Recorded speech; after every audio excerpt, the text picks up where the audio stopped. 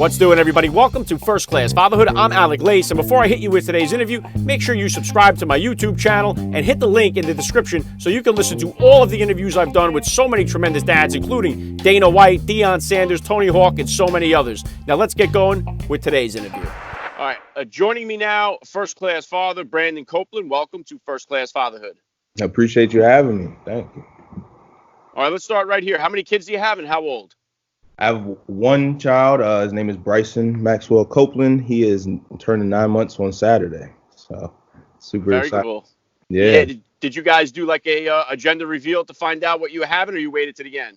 Yeah, no, we did. With my wife, she works for Google. My wife Taylor, she works for Google, but I guess with Google now, you can look up all the different research that says, hey, if you're feeling this, or if you're burping, or if you're getting acne, it's probably a girl or whatever. So, she was thinking girl. Of course, I'm, rooting for a boy, obviously healthy first and foremost. But, we did the gender reveal and I actually posted the reaction on Instagram. It was probably more excited than any sack celebration I've ever had in my life. So it was pretty awesome. Yeah, it's so cool. I love seeing the creative ways people come up with to do the gender reveals now. And my wife was doing the same thing with our first one. She was on Google. She stuck a piece of like American cheese on her head, and if it turned white on the corners, it was some crazy stuff. You guys planning on number 2 or not yet? Yeah, not yet. We to be quite honest with you, during the middle of delivery, I literally just turned to my wife and I'm just like, you sure you want to do this again? Right? Like we've always planned on having at least 2, hopefully 3. But then during it, I was just like, mentally, who signs up to do this again? I mean, women are amazing. I mean, I have nothing but respect, and I mean, I'm inspired by what they're able to literally sign up for, right? Like you literally know I'm changing my body for 9 months. I'm carrying a life. I'm changing my diet. Entertainment, lifestyle, all of those different things just to nurture this child into the earth, into the world, and then right after giving birth, right after having surgery, pretty much you're right into work, right? You're right into feeding and all of those types of things, and just I know I've had a couple surgeries from just dealing with football, and literally after my surgery, don't talk to me, don't touch me. I just want to be by myself, right? And eat junk food and all those different things. And it's just amazing the strength that they have. So, shout out to all the women, shout out to my wife, of course, my mother. But, we will have another child at some point, I'm sure. But right now, we're just trying to get him to sleep through the night, man. Yeah, well said. And I'm right there with you. I remember too, like with my first one, like when you're in the hospital, it's kind of the first 4 days. My wife had C-sections because she was high risk with the pregnancies and stuff. So the first 4 days, they're always bringing you the stuff that you need. They bring the baby, and then at that last day, they're like, okay, take care now, and it's like you look at each other like, what? Right. Just get thrown off the Yeah. If you could, Brandon, please just take a minute here to hit the listeners with a little bit about your background and what you do. Yeah, so I'm from Baltimore, Maryland originally. I'm going on 29 years old in July. I went to the University of Pennsylvania. From there, went undrafted to the Baltimore Ravens, so got to play for my hometown team. Going into my 8th season in the NFL. This will be my 5th team. Just signed to the New England Patriots. Excited for the new start, new opportunity, new beginning. And yeah, off the field, which I think I take more pride in the things that I'm able to do off the field. My wife and I, we run 2 real estate companies. We have a foundation. We were awarded the #1 foundation amongst all of the active NFL players this year. So we got the Alan Page Community Award. So very proud of that and that legacy that we're trying to leave in all the communities we're able to touch. I'm a professor of financial literacy at the University of Pennsylvania in the off seasons now. So, now we're teaching class remotely and all of those types of things. And most importantly, a Christian, a believer, a husband, a father, and just trying to balance it all as best as possible, but continue to grow. So. Yeah, very cool. And I know you talked a little bit there about how your perspective kind of shifted on your wife after seeing her go through everything she did with the pregnancy. But how did becoming a dad kind of change your perspective on life? Yeah, I think it gives you a newfound fear of, I guess, a newfound perspective on mortality, right? And I remember my when my son was born, he came the exact day on 7/11, on July 11th, his exact due date. And, we were ripping and running. It's really right before training camp. And so, like, I'm still trying to train, and obviously diapers are expensive, trying to keep my primary job. So I got to train, but also take care of my wife and everything like that, and take care of my newborn. And I remember I was really sleep deprived. Like, I'd actually gone probably 3 days, 2.5 to 3 days without sleep, because I'd come from a speaking event and all this different stuff. And I remember I was driving to pick up my trainer from the airport the day after my son was born, and he flew in at like 11 p.m. and his car like comes over into my lane, and I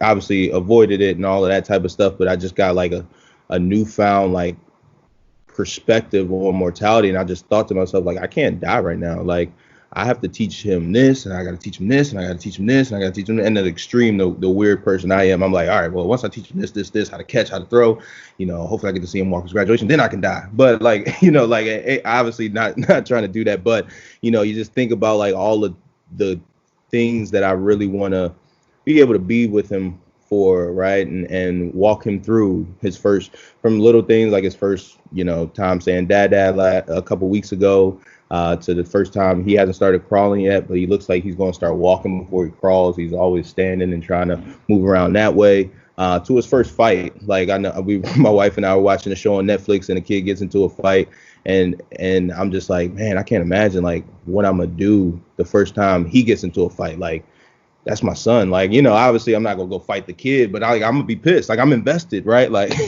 and so, all of those different types of emotions, I think it just changes your love and appreciation. I never knew, people always describe the feeling of being a parent and that type of love, and it doesn't even do it justice. Like, as they describe it well, but like until you actually feel it, like it's a different type of love than you could ever imagine or put into words. So yeah, I'm excited for the future, excited for him to start walking. And then probably 2 weeks after he starts walking and he's getting into everything, I heard I'm gonna be a little upset that he's walking. Yeah, good stuff. And you know what? It's impressive you teaching now financial literacy back at your alma mater there. And I'll tell you what, it's one thing that I wish would be taught in high schools, because it's so valuable.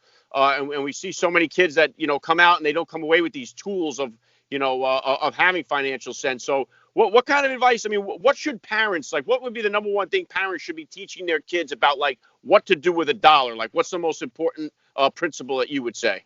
Yeah, great question. First and foremost, I agree with you 100%. It should be taught in high schools, and even before that is the one class that we all will use, no matter what our major is, our profession, etc. Right? You need your credit. You want to buy a car or buy a house one day. Like, we should talk about these things before doing it. And so one of the things that we do in my class is we actually make high school kids come to our class so that our college students can teach those kids the information. That's their final exam. Like, can you teach this to another person, especially on a high school level? From those type of experiences, the things that I'm gonna teach my son initially right off the bat, besides setting him up, it's 529. Obviously, if you can afford to do that and start putting some money away, it's just gonna make things a bit easier for him, yourself later on. But I want to teach him the value of a dollar, right? And what I mean when I say that is, understanding first and foremost, when you get a dollar, how to save it and just appreciate it. And because I think that with children, especially, they don't see the why or how things are being bought. They just, I'm hungry, I want this, right? They don't know the cost behind it. And that's our job as parents, is like for them to be protected from the quote unquote real world thoughts.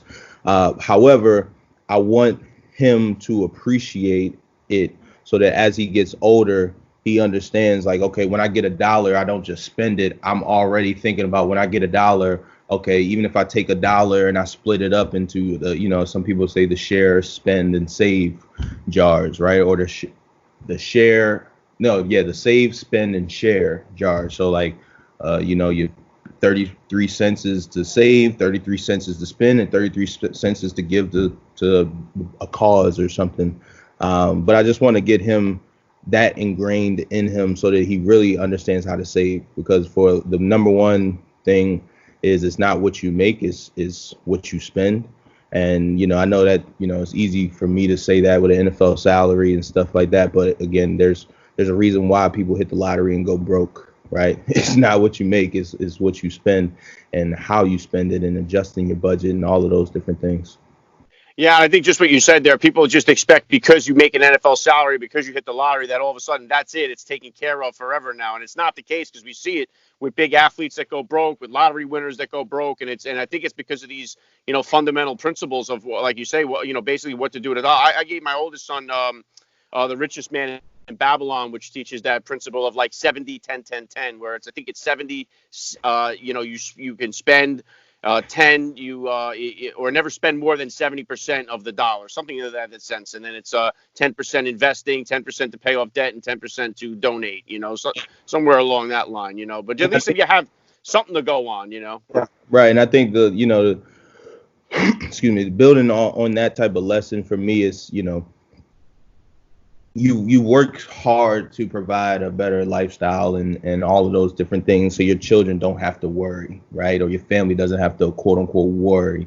However, when I think about that, I want my son to never have to like want for anything, but he'll have to work for everything, right? And so even, my wife gets on us all the time, because before we had a child, our own child, we still have our niece and nephew. They're twins. They're 6 years old, but been with them for years. And like, I remember once they became of a certain age, it was like, okay, you want this? Like, all right, well, write your ABCs out. Or, it was a boy and a girl, Cameron and Kylie. And I'm like, all right, Cam, do some push-ups. Kylie, give me some sit-ups or something like that. And my wife is always like, you can't make them do something for everything. But I'm just like, first of all, it's light-hearted stuff. But ultimately, I just want them to know that, like, it's not just hey, can I have this? Boom, and it just pops out of thin air. It's like, no, you put in a little work for it and you'll get it. And eventually that'll turn into a different type of work as they get older. But for right now, some push-ups and some sit-ups are fine. And it's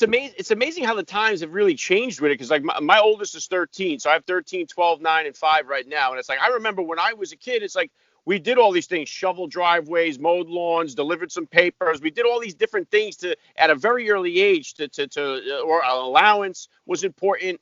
Right. For doing chores. And today it seems like that really has, like, if we can use the game time, we use that more of like a currency. Like if they can get some screen time, they'd rather that than the dollar you're going to give them. So it's kind of hard to see the philosophy, how it's changed here.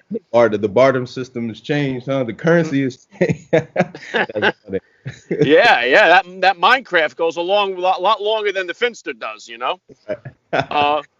How does your bedtime routine look like right now? You a storyteller, you a book reader, lullaby guy? How do you kind of handle bedtime right now? Yeah, no, that's a great question. So it switches between the books and the lullaby. It kind of really obviously depends on his mood, so to speak, and really his day. The sad thing is we haven't been able, because of the lifestyle, we haven't really been able to get into a succinct schedule since he's been born. I mean, we had him in daycare in the season for a little bit, but then he kept getting sick. We pulled him out. Obviously now the coronavirus is starting, but with the entrepreneurship lifestyle, my wife, she's still working. Sometimes she's getting called in the middle of the night, not in the middle of the night, but like, the evening time, which throws off bath time and all of this type of stuff. So we literally I've been doing some lullabies, all originals, all original freestyle content.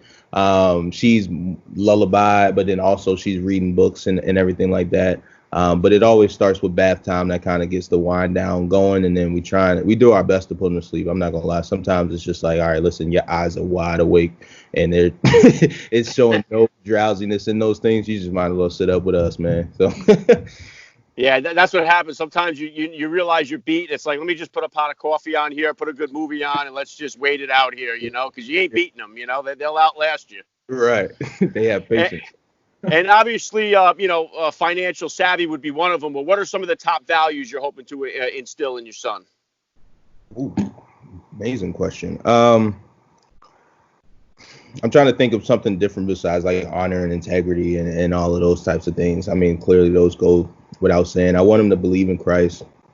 Obviously he's free to do whatever he wants to do, but I really would appreciate him believing in the higher being, Christ, specifically, but a higher being.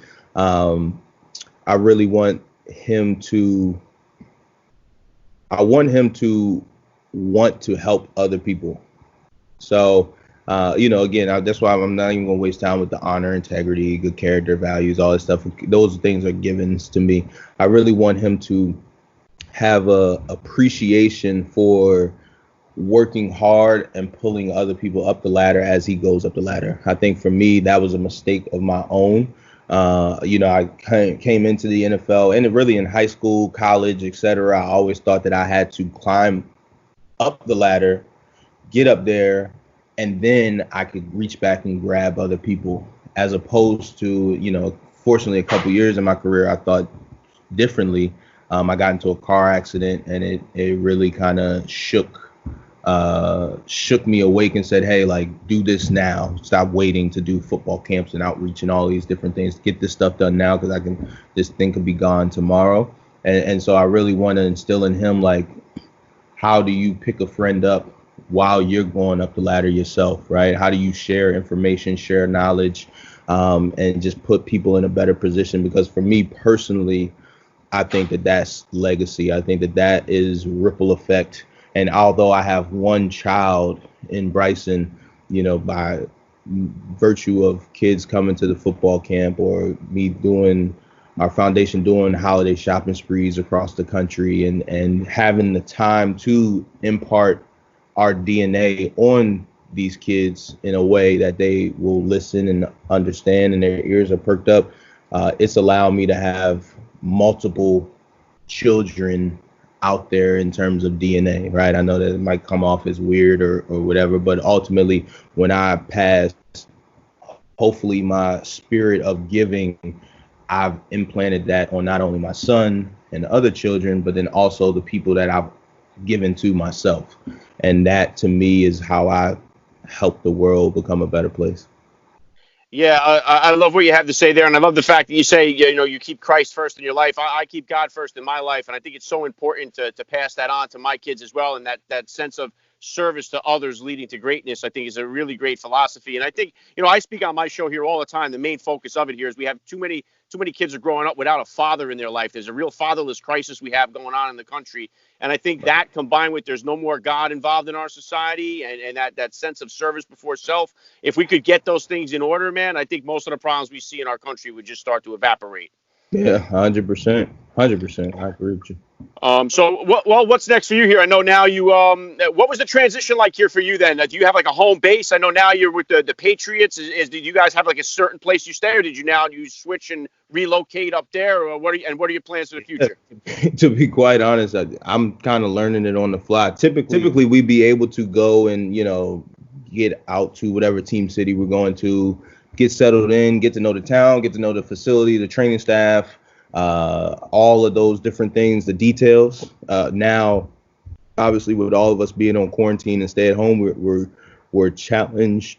We're challenged with trying to figure out what our future looks like as a team, and when we can get together, right? But then also, how do you prepare for an NFL season at home when you don't have an at-home gym? So I've really just been on Amazon and places trying to buy things here or there. It kind of reminds me of like high school. That's why, excuse my appearance, but I've just literally left my garage. I got a bike a couple of days ago, a stationary bike, and just been working out. I got boxing gloves and all of these different things. It reminds me of Creed 2, where, Rocky takes him back to the desert and he barely has any equipment. It's just old school. So, I don't have any racks and all of that type of stuff, a bunch of push-ups, sit-ups. squats. And again, it's fun for me. I know that at a certain point in time, I might be itching to do the bigger stuff that I would typically be doing. But, for me, I always enjoy, because I'm doing, my plate is always full. You don't really have a lot of time to reflect and just take a deep breath and and just be thankful for the journey, so to speak. So my class, for example, every time I go back to Penn, it gives me a small opportunity when I'm walking campus to remember the college kid, the college version of myself that walked that same campus to, and was dreaming of being in the NFL, right? And so for me, this workout time, this time by myself is an opportunity to remember the high school kid who was dreaming, just outworking everybody in his free time in his backyard, dreaming of getting to the NFL one day. It gives me a chance to relive that. So again, I'm excited for it. Like you said, you find the opportunity and everything, and we'll see. I can't wait to meet my teammates and new coaching staff and all of that type of stuff. However, we'll make the best of this time while we have it.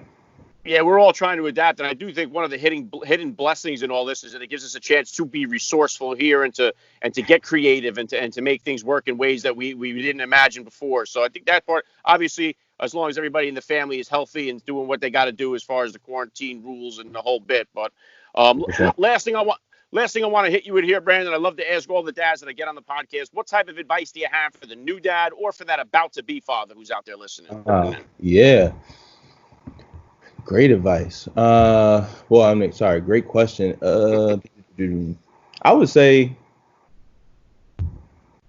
I want to almost say, just get your expectations out the door.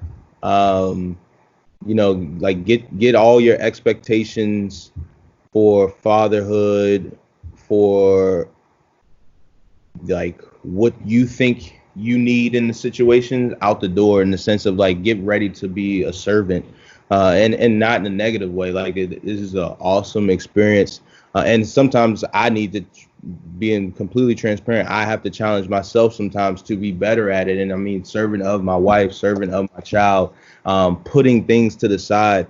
One of the things I would suggest, especially, there's a lot of us who are, we are working, and we're telling ourselves, I'm doing this for my child, and I'm doing this for my family, I'm doing this for XYZ.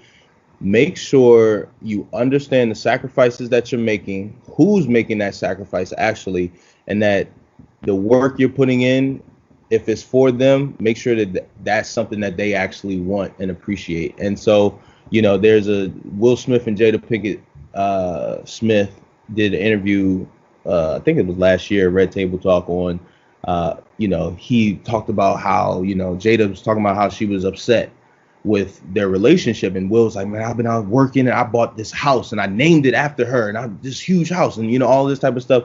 And he was like, they got into an argument, like, I bought this house for you, and she was like, no, you bought this house for you, right? And I hear so many males and men and people in general, fathers in general, say, I'm taking my kid, for example, I'm taking my kid on a trip to Aruba. We're going on vacation in Aruba. Like, that's why I work so hard, is so we can go here and we can go to the Ritz-Carlton and all this stuff. Like, and to be quite honest, your kid does not care if you're in Aruba or if you're in the backyard playing catch, right? And so understanding, like, it's okay to be making those sacrifices for yourself because you want to be in Aruba. But I pray that as fathers, we understand the power in the time we actually are spending with our family. And again, this is a personal, like, being 100% transparent, this is a personal battle of mine all the time, because again, while I understand that I'm in the NFL and I know that if this is the video game timeline over my head going into year 8, that means I'm further closer to being dead in the NFL, right, as opposed to when I started. And so while I'm trying to maximize the moment and earn as much as possible so that, he is set, my wife we were all set. Again, my kid just wants me to come upstairs and play with him right now. And so keeping that in mind, I think, is probably the most important thing to understand as a father. Yeah, very well said. I love the message. This has been an honor for me. I got to say, Brandon Copeland, you're a first-class father all the way. And thank you so much for giving me a few minutes of your time here on First Class Fatherhood. Thank you so much for having me. I appreciate it. Appreciate what you're doing. So.